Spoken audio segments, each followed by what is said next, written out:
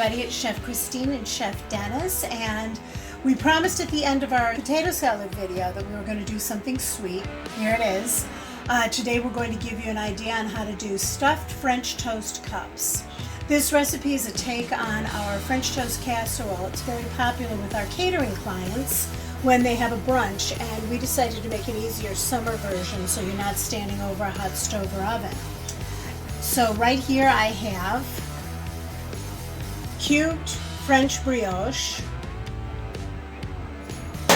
nice eggy bread. You could also use, say, a King's Hawaiian roll if you've got Portuguese egg bread. Honestly, if you even have old buns, hamburger buns laying around, hot dog buns, absolutely fine, because we're going to flavor it. Challah also works well for this, when you can get it. Challah is a great idea for this. So as you can see right here, cutting it into, I want to say probably 3/4 inch cubes. One trick with making a casserole like this, and any type of a bread pudding, what I want to share with you is you want to soak this ahead of time. Reason being, you don't want the end product to be dry, and this bread is going to suck all of the liquid right out of a dish. So how we get around that, I'm going to take a bit of heavy cream here. I'm also going to add a little bit of 2% milk.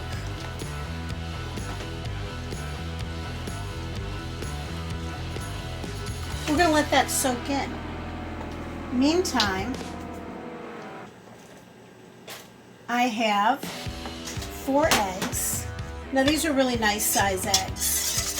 I'm whisking them. If you find yourself with smaller eggs, I just happen to open these, throw a 5th egg in there. It's not a problem. But your volume, you're looking probably about a cup of whipped egg. Now to that you're going to be adding more heavy cream, a little bit more 2% milk,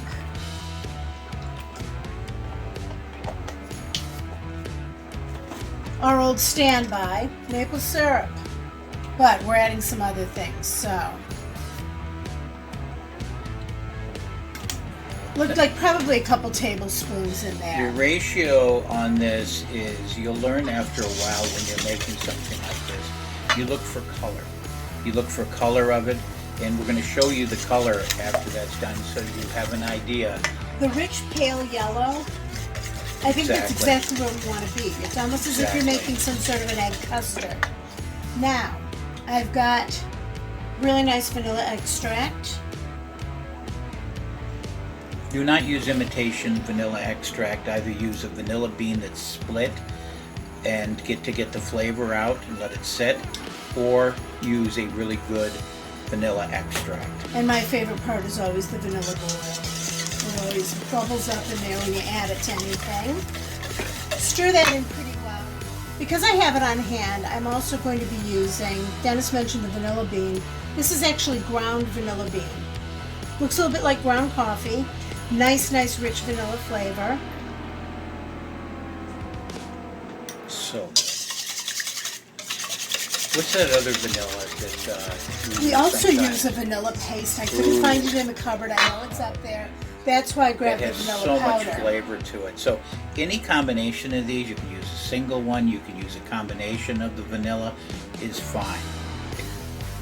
What I'm adding to this now is a combination of, you've probably got 3 tablespoons of turbinado sugar, nice dark sugar cane that has more of a rough grain to it, 2 teaspoons of pumpkin pie spice, another teaspoon of nutmeg because I love nutmeg in French toast, and on top you can see there's probably about 1/4 to 1/2 teaspoon of salt. We always salt our desserts. So I'm going to mix this around, be a little barbaric about it, use my hands. When you're salting desserts, you do not use as much salt as you do with regular savory dishes. I would say probably about 1/4 the amount of it. You just want a little bit to help bring out the flavor, but you don't want enough for it to be overly salty unless you're making a salted caramel or something to that effect. So there you have it. We've got the nice pale egg, cream, and milk mixture. It's been sweetened with some maple syrup, a bit of turbinado sugar, spices, a tad of salt, and our vanilla. Now what we're going to do is make 3 separate fillings very easily. We'll meet you at the stove, and you'll see how we're going to stuff this French toast. See you in a few. Hey, and we're back at the stove. I'm going to go full on lazy mode today.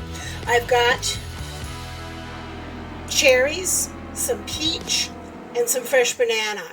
I'm going to use one pan, and we're going to keep them separate. Have a bit of butter there. Some's already cooking in the pan. Let that get nice and foamy. And we're only going to lightly cook the fruit. This is going to be baked into our French toast cups. So, just like it is on the plate, I'm knocking cherries over there. Get out of there. All right. Diced fresh peach right there. Last but not least, banana. All right. So we're going to let these guys, because it's all good fruit, so even if the flavors sort of meld together a bit, we're not worried about that. Now, the idea is to cook them down, get a little bit of color on them, but we still want to have some substance to that. One way, if you don't have, this works with any fruit you have on hand, first of all. If you want to do this with an apple, with a pear, if you would like to, any of the stone fruits in the market right now, you've got your pluots, your plums, your apricots, your angel cots, nectarines, whatever you have. Rainier cherries, you've seen us use those before. And, of course, the dark sweet cherries. You can see the butter browning up, and we're getting a little bit of color. Each fruit slightly softening, and it's going to get dressed up a bit. I have a bit of turbinado sugar, cinnamon, and a teeny tiny amount of salt. But we want to make sure that the sweetness permeates, so we're just going to use a little bit on each of our piles. So much better than cooking like a whole thing, pie filling, or doing a big hot pan of something. Use what you have available on the season if you can. Now what's fun is the way we came up with the French toast cup idea. We did a bridal shower for a client probably about a month ago. And they loved the idea of the French toast casserole, but wanted to do things more Tapas style, individual servings. We agreed this was a great idea and conceptualized large baking cups, a little bit of a larger muffin tin, and individual servings. We did only banana for that one. Had a lot of conversations about what we would like to do. Came up with, let's do 2 of each. I've got 6 large muffin spaces available in one tin. We're going to be using our Rebel toaster oven today because we don't want to turn on the regular oven, 90 degrees outside. Way too hot for us. And there will be two each of these. Say that 5 times fast. And that way, that prevents Dennis and I from fighting over them. We can actually have one of each and maybe glare at each other because somebody ate too quickly. At any rate, we've got enough color on our fruit. I'm going to move this guy from the fire. Meet you back at the table, show you how it all comes together. It's so good. I'm telling you, right? Yeah, this is a winner for anyone. Hey, we're back with our French toast cups, and we're going to put these into sprayed muffin tin, lined with bigger muffin cups. These are pretty. Parchment. They're made out of cocoa fiber. I was really excited about that. They're nice and real pretty, natural, too. plus they look like a flower. Yes, and you peel them away. It's so beautiful when people eat them. And you can see I stirred up the bread and the cream. And it's fully soaked. So what do we do with that? I am taking our egg mixture from the bottom. Flip that over so you can see what's going on. Now, I could do this as a French toast casserole, but we're doing something different today. So, putting this guy aside, and here are my muffin cups. Now, with a spoon, I'm going to be realistic and take maybe about that much, and you want to fill the bottom of each of your muffin cups.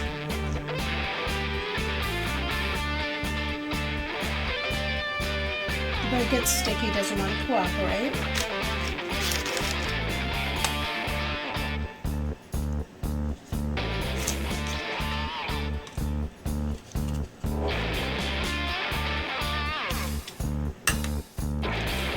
You're doing a better job of it than I am. Well, this spoon doesn't hurt anything because it kind of guides me. And I've done so well, and now you said that out loud, I'm probably going to spill the next round. That's my job. Okay. Ah, there we go. I'm going to splice something. Jinx. Alright. I'm going to visualize. Think about it as best you can. And there's your bottom layer. So we're going to go in order. I've got my cherries. Half the cherries in there. Half the cherries in the one in back of it. And the secret with that is, the reason for it, I should say, is so that the fruit winds up in the center rather than just at the bottom. Or at the top, like a sauce you have. This is the flavor all the way through. And my bananas. Half in there. And half in there. A piece of peach doesn't need to go. These are wonderful for a party. And you're going to see And last that. but not least, yeah, if you're having family over for brunch or you just want something special, serve to friends or family, it's a nice way to go. It's a little unexpected and much easier than standing there making French toast for a crowd. So, our fillings. Now we're going to add the top layer, which I bet you figured out, that's pretty much just like the bottom layer. You can smell all the different spices, the browned butter, the fruit, the fresh egg and cream even. It's a satisfying and appetizing endeavor, and been a huge success at home and especially with our clients. They always have to come up with new things. This was a winner. Exactly. Well, the French toast casserole itself, even in bulk, has been a hit for a long time. People plow through it, and it's like, oh my God, how do you get all that flavor in there? Any breakfast and brunch, people always order this. Now, I'm not overfilling. I'm just making sure that these get, let's say, to the top of what I can see through the muffin tin. We don't want a lot of overflow. And with any baked egg dish, this is going to swell up and then fall a little bit once it cools. You just have to be real careful when you're doing this that it doesn't go flying everywhere. Hence the reason Christine's doing it. And hence the reason he shouldn't be talking about it, because that's going to jinx me and knocking the whole thing on the floor. All right. So these are pretty even. Now, with what's left over, I know it looks like a lot left over. I'm going to use a little bit of the egg liquid and just top these off. But you could easily throw this into the pan where you just cooked the fruit and make yourself a nice little French toast scramble. That's Mom's part after she serves the nice pieces to everybody else. So just a small amount of the egg, cream, and spicy vanilla mixture. And our maple syrup's in there too. It's almost going to come out like muffins, but And that's what really, you want. really moist and flavorful. Now, I like to top off with a crunchy layer, and how I do that, I'm using my fingers for it. You saw our spiced turbinado sugar with a tiny bit of salt. We want these to look nice on top and have a little bit of crunch to it. So I'm taking a generous pinch and putting that on top. This is going to melt and caramelize on top of our French toast cup, adding a little bit of a different texture. Saves you from having to find a garnish for it. Plus it tastes incredible. Who doesn't love a bit of like creme brulee style burnt sugar, well cooked sugar? And of course, as with us, we like to add flavor wherever we can. And when you have this left over, put it into an airtight bag or container. Save it for the next time you make this. We're going to pop these into a 375 degree toaster oven, and we're going to bake them, bring them back, show you exactly what they look like. Stay tuned. And we're back. Roughly 18 minutes in a 375 degree oven. There's your finished product. It's real tender because you have all that fresh fruit in there. The cherries got really juicy and had a mind of their Absolutely. own, but we don't mind that. So They're going to be really this is what moist. happens after we open them up. You can see that beautiful filling. Got your peaches, bananas, and your cherries. These were finished off with a teeny tiny bit of butter as soon as they came out of the oven. Every bit of flavor that you need, including the syrup, is already in there. So these can be served warm or room temperature, even cold if you want to, and the flavor is still going to be simply amazing. Absolutely. So there you have it. 3 ways of a French toast cup. Easy to do, delicious. If you decide that you want to, you can take some maple syrup and you can put it into a sauce boat with a little bit of whole butter in it and pour a little bit over the Warm top it before slightly. you serve. Yep. Warm it and pour a little bit over the top before you serve it. That's just a suggestion. You can have it any way you can, or you could just leave it out and let people spoon it over the top if they'd like. This is great for a party. This is great for at home. This is great for a midnight snack, let's be honest. So, here we are, French toast muffin cups. Hope you've enjoyed this and get cooking. Bye-bye. Bye-bye.